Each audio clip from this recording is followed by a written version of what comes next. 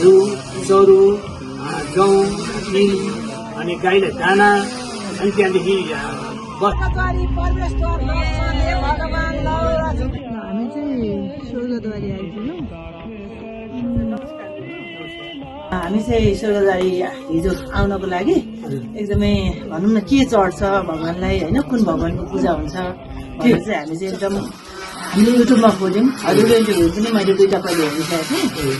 अब यो यहाँको विषयमा चाहिँ के चढ्छ, कुन भगवानको पूजा हुन्छ होइन, भक्तजनहरूले के लिएर आउनुपर्छ, अनि त्यसपछि यहाँको व्यवस्थापनहरू कतिखेर पूजा हुन्छ, अनि त्यसपछि बस्न कसरी पाइन्छ, कसरी आउने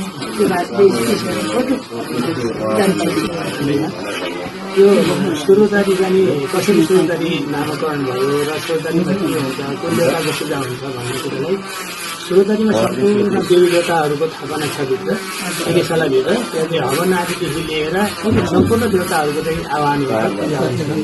अनि देवता त यो यज्ञ चाहिँ कस्तो छ भनेपछि 33 देवताहरूको चाहिँ हामी पूजा गर्ने आह्वान गर्ने। अनि यहाँ 24जना गुरुहरू हुनुहुन्छ। यो किन यो के स्थापना गर्नुभयो महापर्वले भनेपछि कलिमा चाहिँ मान्छेले धर्मकर्मदेखि लोप हुने छ, कसैले धर्मकर्म गरेको छैन। यसको चाहिँ धर्मकर्म लोप भइसकेपछि यो पृथ्वीले थाम्न सक्दिनन्, भयावह स्थिति आउने छ, पछि रगतको खोलो बग्ने छ। यो सृष्टि कसरी थाम्ने भनेर महाप्रभुले मनुष्य रूप लिएर जाने यस ठाउँमा आएर यो यज्ञ स्थापना गर्नुभयो। अनि किन यहाँ स्थापना गर्नुभयो, अन्त गरे अहिले हुन्थ्यो, तर यहाँ गर्नुको तात्पर्य पहिला कली लाग्नुभन्दा पहिला पाण्डवहरूले यज्ञ गरेर यो यज्ञ समाप्ति गरेर अब हामी यो कलीमा धेरै बस्न सक्दैनौँ, हामी सुरतमा लगाउँ भनेर पाण्डवहरू यहाँबाट फर्केर हरितादेखि हुँदै उत्तरकाशी हुँदै गए। कतिपय स्वर्ग पुगे, कतिपय बिचीमा हराए। अनि यो ठाउँ बाँचेर रहिरहेको थियो। पछि महाप्रभुले चाहिँ यो ठाउँलाई उत्खनन गर्नुभयो। यहाँ आएर यो ठाउँ यस्तो हो भन्दाखेरि के छ प्रमाण भन्दा यहाँ खन्दाखेरि खन्न लगाउनु भयो। त्यहाँ खन्दाखेरि शङ्ख घण्टा आठमनी 50 पूजाका सामग्रीहरू भेटिसकेपछि यहाँका मान्छेहरूले प्रभुले यो ठाउँ सम्झिदिए र प्रभुले यस्तो यति गर्नुभयो कि यस्तो यति विश्वमा छैन। यहाँ सम्पूर्ण देवी देवताहरू स्थापना छन्। यो यज्ञ चाहिँ पूजा गर्ने पुजारीहरू 24जना हुनुहुन्छ।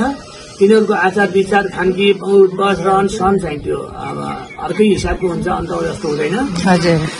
यस्तै हामीले जस्तै भक्तजनहरू अनि यसरी गर्ने गरेका छ। भक्तजनहरूले चाहिँ के गर्ने भनेपछि यहाँ हवन गर्ने चाहिँ गाईको घिउ देवी हवन हुन्छ। 24 घण्टामा 19 घण्टा हवन आदि पूजा सबै गर्दै 19-20 घण्टा पूजा हुन्छ। त्यो पूजा फेरि कस्तो भने कसैले देखाउन पथ होइन, विशुद्ध चाहिँ विश्व कल्याणका निमित्त र हजुरहरूको हाम्रो सबैको रक्षाका निमित्त यति हो।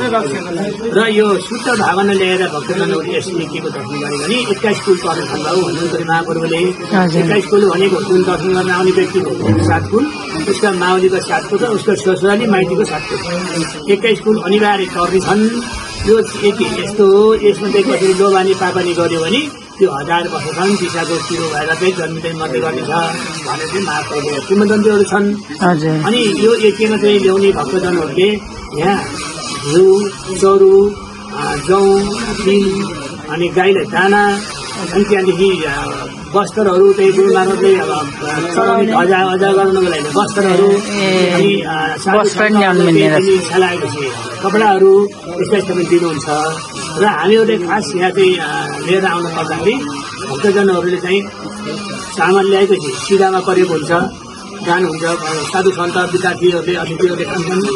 अनि जौँ तिल ल्याएपछि हवन हुन्छ, घिउ जौँ तिल ल्याए हवन हुन्छ।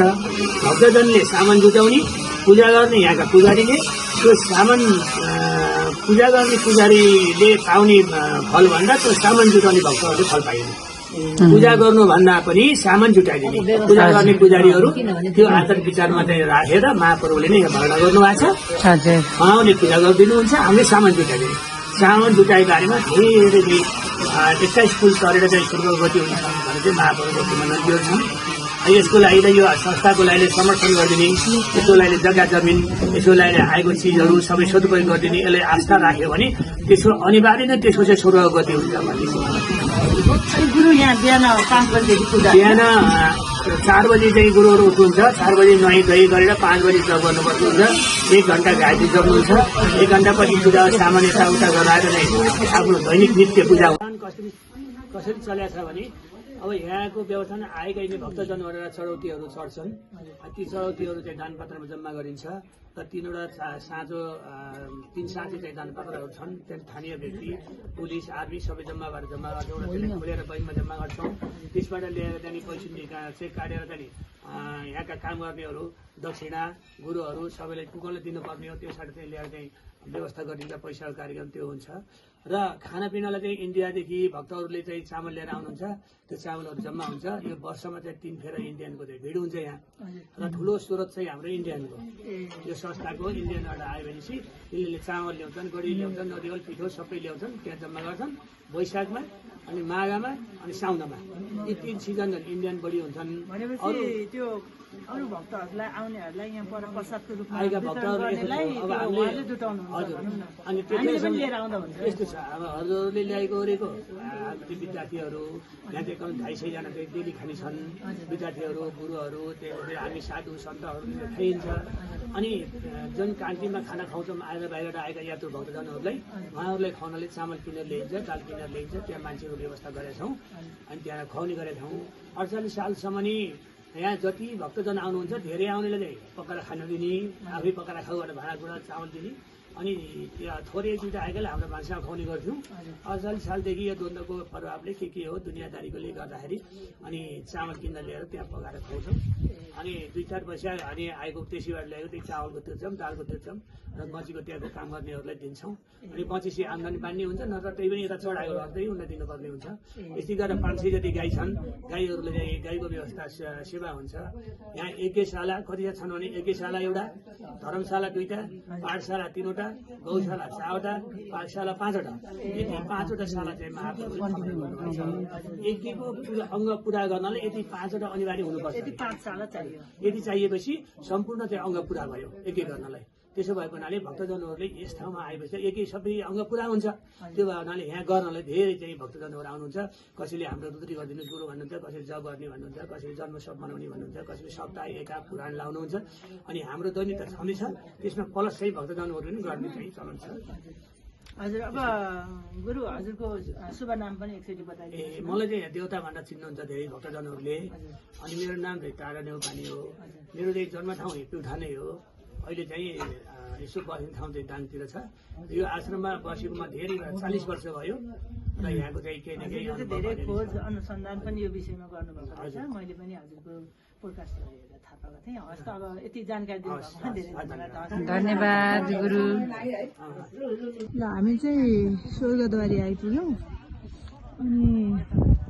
अनि यहाँ चाहिँ तपस्या गर्नुभएको बाजको वृक्ष है यो चाहिँ। हजुर यो चाहिँ बाजको वृक्ष। पहिलाबाट चाहिँ गुरु चाहिँ यहाँ आएर यही रुखमा चाहिँ उहाँको चाहिँ ट्याक्क पाइला रोकिएको थियो कि। अनि यो चाहिँ हवन कुण्ड हो। यो यहाँ पर हो। यो चाहिँ एउटामा अग्नि, एउटामा खाली, एउटामा अग्नि, एउटामा खाली हुँदो रहेछ। यस्तो चाहिँ यो परिसर। पहिला त आएको थियौँ हामी, तर त्यति साह्रो राम्रोसँग चाहिँ गर्नु पाएको थिएन। हाम्रो टोलीहरू यता एकदमै यो चाहिँ कैलाश पर्वत के पो भन्नुहुन्थ्यो होइन?